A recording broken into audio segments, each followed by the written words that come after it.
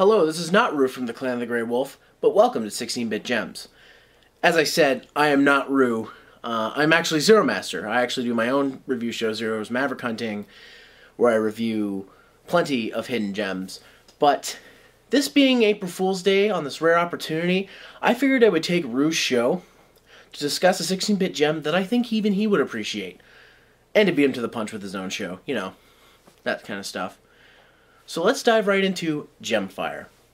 Gemfire is a strategy game and a tactical RPG, and I'm not talking about RTSs, though it's not far from that formula. The game is a strange blend of two different genres that ultimately work very well together. Allow me to explain. There's an overworld map where you will spend most of your time during the game. When you start the game, you have to choose a faction. Each faction has its own set of settlements. Within these settlements, you can choose an advisor and a spellcaster of the respected faction. The object of the game is to survive and invade as many settlements as possible in order to find the 6 gems. Each turn is a day of the month, and you're given various options to build your army: invade, trade, build morale, build alliances, and many other options. A lot of time here is spent building your troops, earning money to buy food when its cost is low and selling is high, and general cultivation. As time rolls on, you'll be hit with blessings, plague, and natural disasters. Not to mention constant battle, and here's where the RPG segments roll in.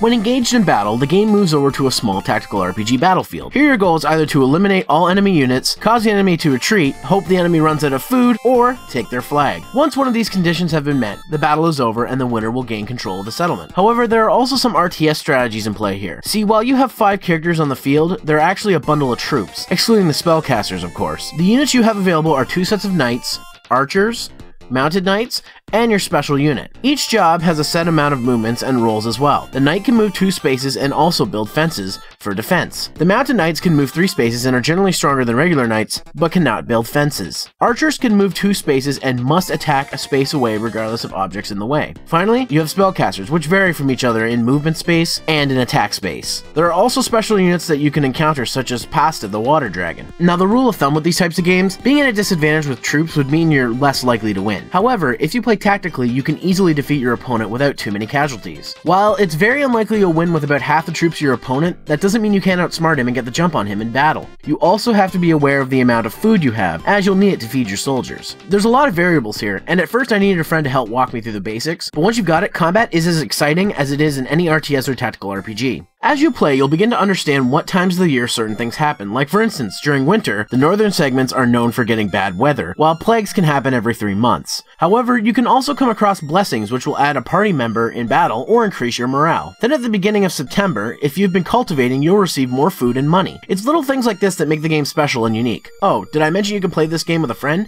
God, this game is fantastic. Graphics-wise, it's not anything spectacular, but for this type of game, it's alright. All versions have simple graphics that are detailed enough to represent what everything is supposed to be. The NES version is what I expect, and while the Genesis and Super Nintendo versions are close, I have to go with the Super Nintendo version. There's just more colors to play with, and it's more vibrant. Sound-wise, they're all great. Again, NES is what I expected, the Genesis has some great tunes while others suffer, and the Super Nintendo has the best of all, taking advantage of its very expandable sound capabilities. Gemfire is a fantastic RPG and strategy game that you need to own in your collection. Unfortunately, getting a hold of it is another story. While the Super Nintendo version won't run you for too much, about $30 to $50, which is decent, the Genesis and NES versions will run you for a way more because they're a lot harder to come by. Luckily, the Super Nintendo version is the version that I recommend, so there you go. Unfortunately, none of the versions of these games are available on the Wii or Wii U Virtual Console, or even the 3DS Virtual Console, so unfortunately I can't point you there to get them. Hopefully maybe in the future they'll be on there, as many other Koei games are. Anyways, I'm Zeromaster for 16-Bit Gems, and there is no reset button. That felt really weird. I'm gonna go back to my show.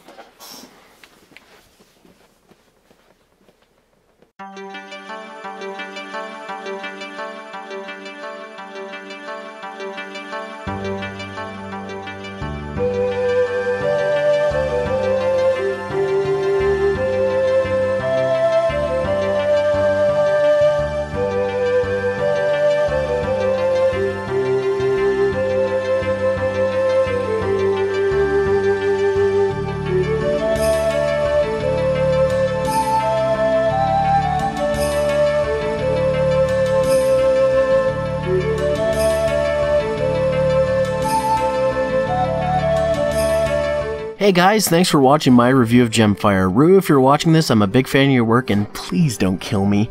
I want to give it a special thanks to Retroware TV, they've been really good guys to me, and if you could just go ahead and subscribe to my YouTube channel, Zeromaster Reviews, follow me on Twitter, @Zeromaster, and like my Facebook page, Zeromaster fan page, that'd be swell. Also, go check out my section on rivercitygamers.wordpress.com, and maybe look at a couple other videos while you're here. Thanks for watching, guys. I'll see you next time.